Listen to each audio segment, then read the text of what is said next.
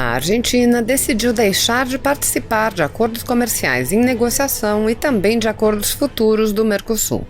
Segundo o comunicado da atual presidência do Mercosul, o Paraguai, a Argentina pretende permanecer apenas nos acordos já realizados com a União Europeia e com a Associação Europeia de Livre Comércio.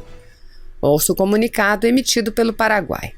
A República do Paraguai, no exercício da presidência pró-tempore do Mercosul, informa que a República Argentina anunciou a decisão de deixar de participar das negociações, dos acordos comerciais em curso e das futuras negociações do bloco, excluindo desta determinação as negociações já concluídas com a União Europeia e com a Associação Europeia de Livre Comércio, a EFTA.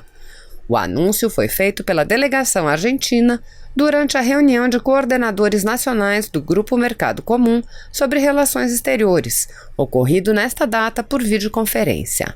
A República Argentina informou que adotou essa determinação em atenção a prioridades de sua política econômica interna, agravada pela pandemia do Covid-19, e indicou que não será um obstáculo para que os demais Estados-partes prossigam com os diversos processos de negociação. A presidência pró-tempore do Paraguai e os demais Estados-partes do Mercosul avaliarão as medidas jurídicas, institucionais e operacionais mais adequadas em razão da decisão soberana da República Argentina, de maneira a não afetar o processo de construção comunitária do Mercosul e das negociações comerciais em curso. Assunção, 24 de abril de 2020. Ministro Ernesto, por favor. Obrigado, ministro Braga Neto. Boa tarde a todos.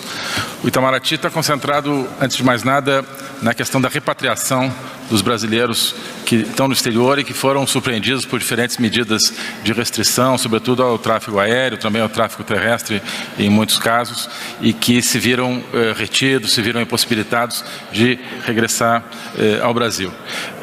Nós identificamos cerca de 15 mil, um pouco mais, quase 16 mil casos dessa natureza, 16 mil brasileiros no exterior nessas dificuldades.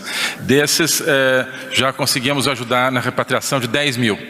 E calculamos hoje que ainda há 5.800 brasileiros nessas condições, com dificuldade de retornar ao Brasil. Estamos muito dedicados a que todos eles possam voltar em segurança ao Brasil. Até aqui nós trabalhamos sobretudo com voos das companhias aéreas, que têm sido as companhias brasileiras, têm sido todas muito prestativas, muito colaborando muito. O que era necessário era, em quase todos os casos, obter autorizações especiais de sobrevoo, porque a maioria dos países estão com o espaço aéreo já fechado. Também o trabalho todo de reunir, antes de tudo, né, identificar, reunir os brasileiros que estão nessas condições, organizar toda a logística dos embarques, obter todo o apoio operacional em terra, que é uma coisa que não é óbvia hoje em muitos países do mundo. Tudo requer negociação, tudo requer um trabalho. Então, tem essa dimensão também de diálogo político. Tenho falado sempre com muitos chanceleres para ajudar nesse tipo de operação, todos também interessados em, da mesma maneira, em cooperação com o Brasil. Só para dar um exemplo, aí firmamos um entendimento com o Chile para que brasileiros em conexão no Chile possam vir para o Brasil e chilenos em conexão no Brasil possam ir para o Chile e assim por diante. A partir dos últimos dias, começamos a trabalhar, porque agora temos os recursos, com o fretamento de voos charter, ou seja, o governo brasileiro, através do Itamaraty, no caso, pagando os voos para trazer brasileiros em situações onde já não é mais disponível nenhum tipo de voo comercial. Anteontem foi feito o primeiro desses voos charter, vindo do Equador, trazendo cerca de 150 brasileiros, inclusive os atletas da equipe paralímpica de natação que estavam lá. Hoje há um novo voo vindo de Lima, com mais 160 brasileiros, e estamos tratando de novos voos dessa natureza. Um país onde ainda se concentram muitos brasileiros em situação difícil é Portugal. Mesmo assim, de Portugal já conseguimos ajudar a que regressassem 6 mil brasileiros. Calculamos que há hoje ainda um pouco mais de 1.500 em situação de dificuldade. Já há voos programados, no caso ainda voos comerciais nesses próximos 3 dias, que devem trazer praticamente todos esses brasileiros. Se não conseguirem trazer todos, nós providenciaremos que os demais possam regressar. E nesse período é um lugar onde se concentraram muitos brasileiros, muitos às vezes tendo que ficar no aeroporto, nossos consulados, embaixadas, dando todo o apoio possível, ajudando os brasileiros permanentemente ali no aeroporto, no caso de Lisboa especificamente. Alguns outros exemplos de outros países. Colômbia, cerca de 50 brasileiros, já estamos contratando voo charter, porque parece ser a única alternativa. África do Sul, hoje está vindo um voo ainda comercial com mais de 300 brasileiros e estamos providenciando um voo charter para aqueles que faltam. Também não é fácil, porque nem todos estão no mesmo lugar, a circulação interna no país é difícil, estamos providenciando também isso para que as pessoas possam chegar no aeroporto. Austrália, Nova Zelândia, também centenas de brasileiros, provavelmente faremos voo charter nesses 2 lugares. Quero dizer que esses exemplos aqui é para dar uma ideia daquilo que está sendo feito, qual é o desafio, mas todos os brasileiros que estão no exterior precisando de repatriação são prioridade no mesmo nível para nós. Né? Cada vez que chega um voo é um alívio, mas é sempre um alívio parcial, um alívio pela metade, porque continuamos pensando naqueles que ainda não tiveram essa oportunidade e continuamos trabalhando por todos eles. Queria deixar claro que o atendimento dos nossos consulados e embaixadas está completamente mobilizado para atender essas situações. Muitas vezes ele não é suficiente em termos humanos de conseguir atender todas as ligações que são feitas, de modo que às vezes as pessoas realmente no primeiro momento não conseguem, às vezes, o contato com o consulado. Isso não quer dizer que os consulados não estejam funcionando. Tem a central aqui em Brasília, um telefone sempre para orientar, e os mecanismos aí através das redes para as pessoas se inscreverem, se identificarem. O fundamental é isso, que os brasileiros que estão nessa situação se identifiquem onde estão, qual é a sua situação, para que eles possam ser atendidos. Mas, às vezes a gente ouve falar consulados que estão fechados, embaixadas que estão fechadas.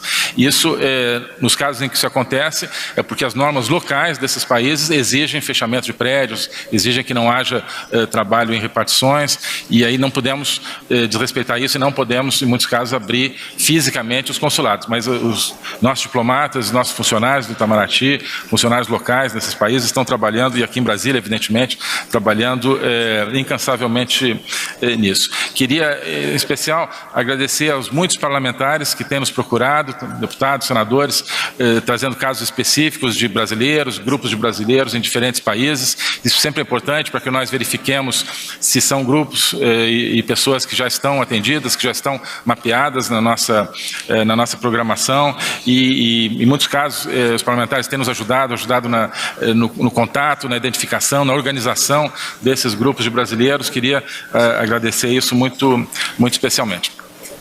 E uma outra dimensão do nosso trabalho, nesse momento, que eu queria mencionar, é o G20. Né?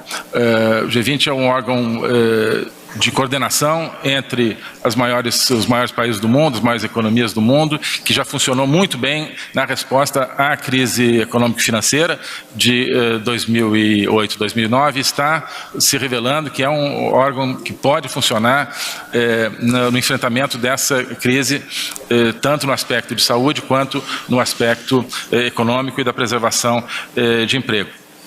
Então, já houve, como os senhores sabem, uma teleconferência dos líderes, né, dos presidentes, chefes de Estado, chefes de governo do G20, e agora, essa semana, uma teleconferência da qual participei dos ministros encarregados de comércio.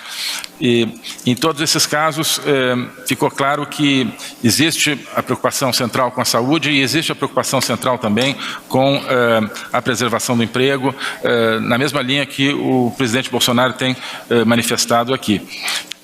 Nessas declarações, já procurei inclusive colocar citações que são muito interessantes. Por exemplo, nessa declaração de ministros de comércio, ela diz, por exemplo, que agora mais do que nunca é o momento da comunidade internacional intensificar a cooperação e a coordenação para proteger a vida humana e lançar as bases para uma forte recuperação econômica.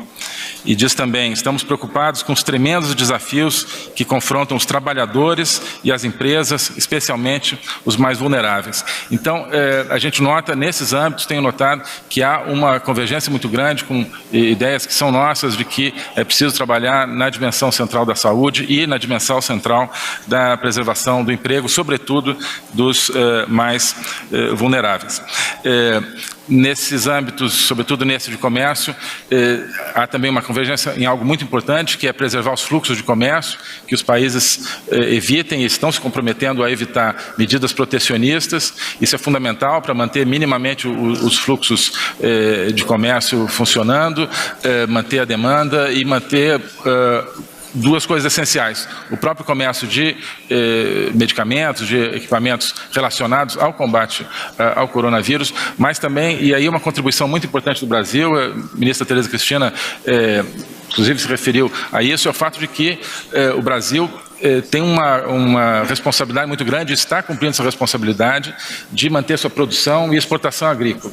Hoje nós somos um país que contribui para a saúde mundial, inclusive mantendo esses fluxos de comércio agrícola como um dos maiores exportadores de comida do mundo.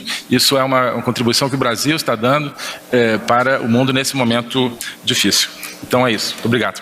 E também para complementar para o ministro Ernesto, no telefonema que o senhor participou hoje com o presidente Trump, eu queria saber se as duas partes chegaram a comentar, a discutir aquela possível proibição da entrada de brasileiros que o presidente Trump falou ontem, e se chegaram a um consenso na questão de medidas pelo isolamento, se chegaram a discutir essa questão. Que o presidente Trump falou ontem na possibilidade de proibir brasileiros de entrar nos Estados Unidos.